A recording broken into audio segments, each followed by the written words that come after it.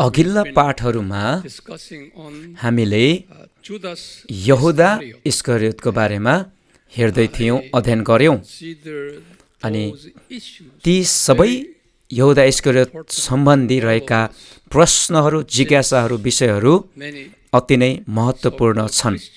किन भन्दा हामी विश्वासीहरूको बीचमा नै ती प्रश्नहरू उठ्ने गरेको कारण यो महत्त्वपूर्ण थियो र म अब विश्वास गर्दछु र निश्चित छु कि तपाईहरूले जसले सिक्नु भएको छ ती सबै प्रश्न र जिज्ञासाहरू यहुदा इस्करियोत सम्बन्धी छन्, ती सबैलाई एड्रेस गर्न सक्नुहुन्छ, तपाईहरूले सम्बोधन गर्न सक्नुहुन्छ र सम्हाल्न सक्नुहुन्छ भनिकन। अब हामीले यहाँ सिक्ने पनि एउटा प्रश्नबाट हामी सुरु गर्नेछौँ। यो प्रश्न पनि अति नै महत्त्वपूर्ण छ र चाखलाग्दो पनि छ यो सबै विश्वासीहरूको बीचमा।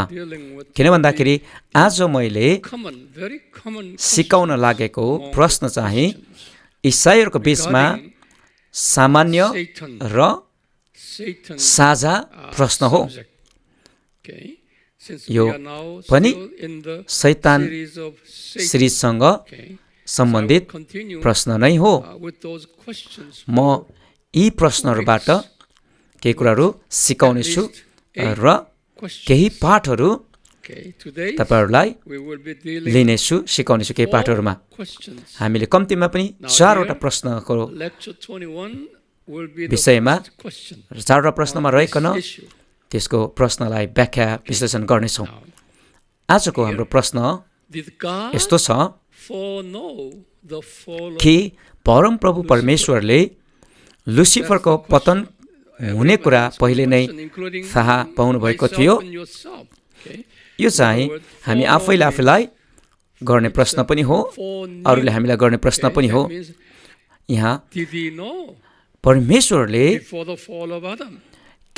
परमेश्वरले आदमको पतन पहिलेबाटै थाहा पाउनुहुन्थ्यो कि आदमको पतन हुन्छ भन्ने परमेश्वरलाई पहिले नै थाहा थियो भन्ने प्रश्न हो। के यो परमेश्वरको योजना थियो अथवा लुसिफरको आफ्नो तरिकाको कारणले गर्दाखेरि पतन भएको थियो? यो चाहिँ हाम्रो पहिलो प्रश्न हो र यसलाई हामीले सम्बोधन गर्नु हाम्रो जिम्मेवारी हो। यो चाहिँ सबैको प्रश्न पनि हुन सक्छ। यो प्रश्नसँगै हामी अघि बढौँ। यदि परमेश्वरलाई लुसिफरको पतनको बारेमा पहिले नै थाहा थिएन भने हामीले यदि भनिकन हामी अझै अर्को एउटा प्रस्ताव हामी यहाँ राख्न सक्छौँ। यदि परमेश्वरलाई यो कुरा थाहा थिएन र शैतानको आफ्नो स्वतन्त्रताले यी सबै कुरा भएको हो र परमेश्वरले कुनै पनि त्यो घटनामा आफ्नो हस्तक्षेप राख्नु भएको होइन भने यहाँ समस्या आउँछ। फेरि यसलाई भनेछु, यदि लुसिफरले आफ्नै तरिकाले गरेको हो भने, परमेश्वरको इच्छा अनुसार होइन भने यहाँ हामीसँग समस्या आउँदछ। त्यो समस्या के हो भन्दा, त्यसो भने हामीसँग समस्या हुन्छ। त्यो समस्या के हो भन्दा परमेश्वरको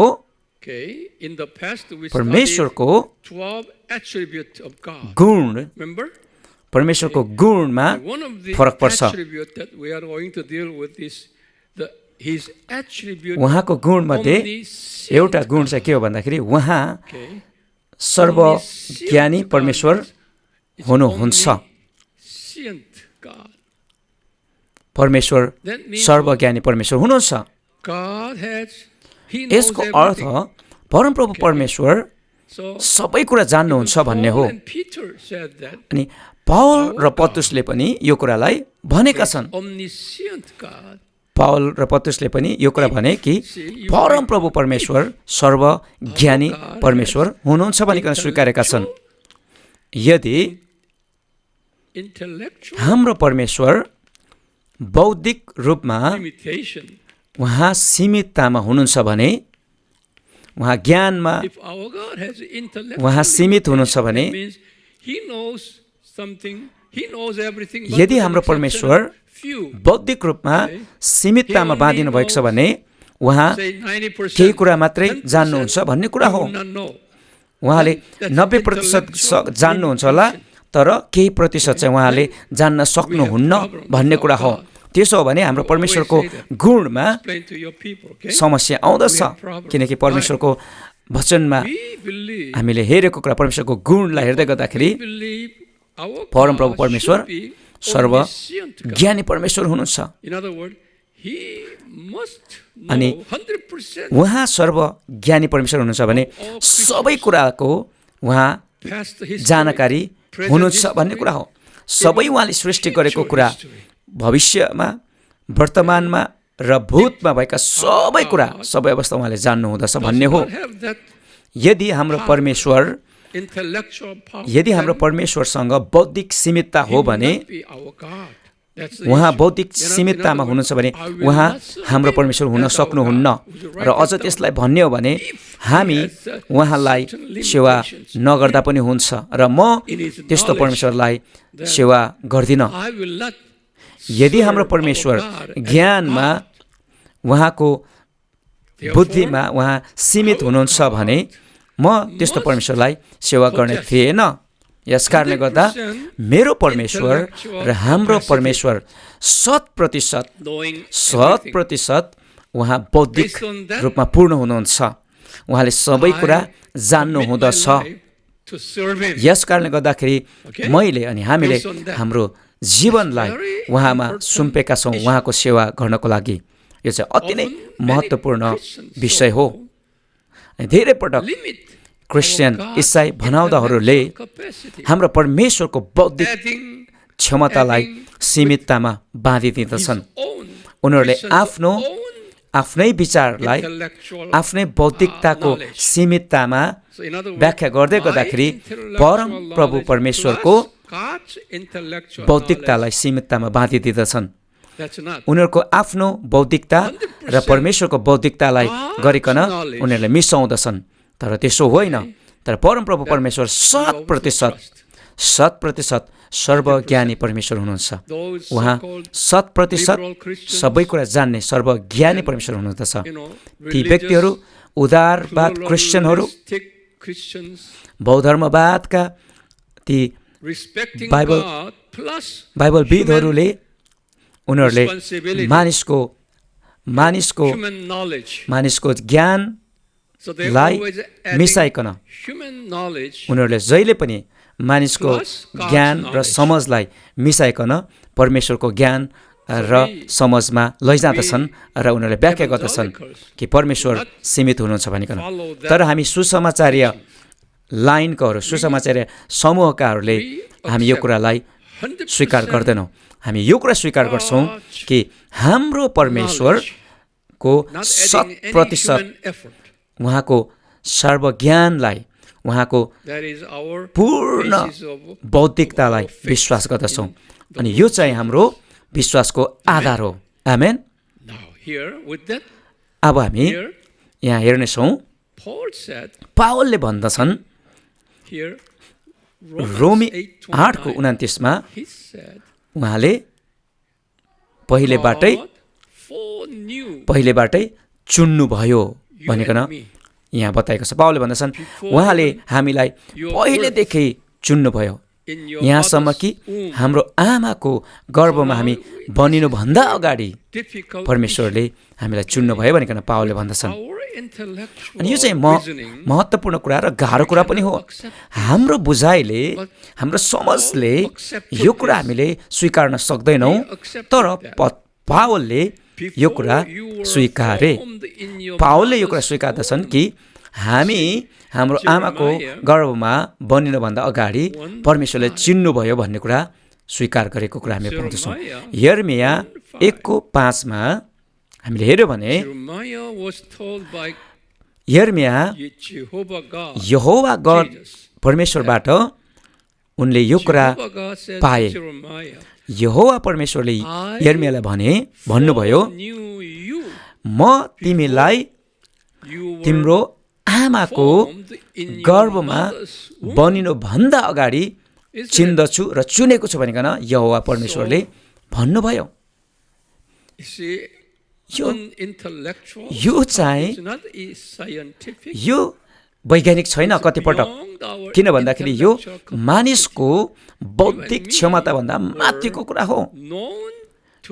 हामी तपाईँ र म परमेश्वरबाट चुनिएको समय चाहिँ हामी हाम्रो आमाको गर्भमा बनिनुभन्दा अगाडि हो भन्ने कुरा। यो चाहिँ गहिरो कुरा र गाह्रो कुरा हो। यसले चाहिँ परमेश्वरको सर्वज्ञानी गुणलाई देखाउँदछ। हामी हाम्रो आमाको गर्भमा बनिनुभन्दा अगाडि नै उहाँले हामीलाई जान्नुहुने कुरा, चिन्नुहुने कुरा,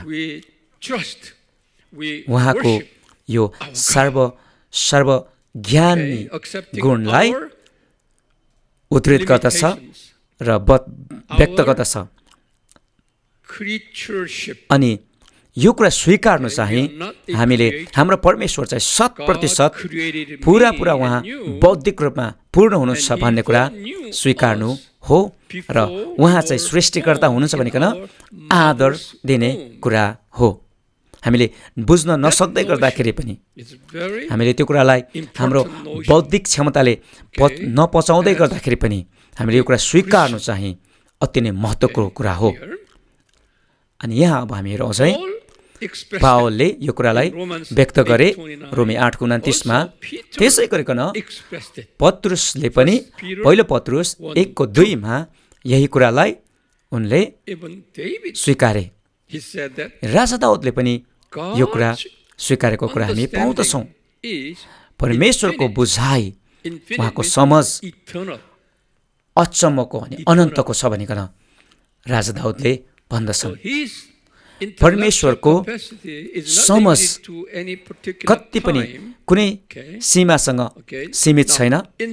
उहाँको समझ चाहिँ, उहाँको परमेश्वरको समझ चाहिँ, उहाँको बुद्धि र ज्ञान अनन्तको छ भनिकन भजन सङ्ग्रह 144:5 मा राजा दाउदले स्वीकारे।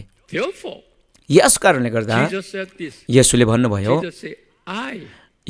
म, प्रभुले भन्नुहुन्छ म, प्रभुले भन्नुहुन्छ,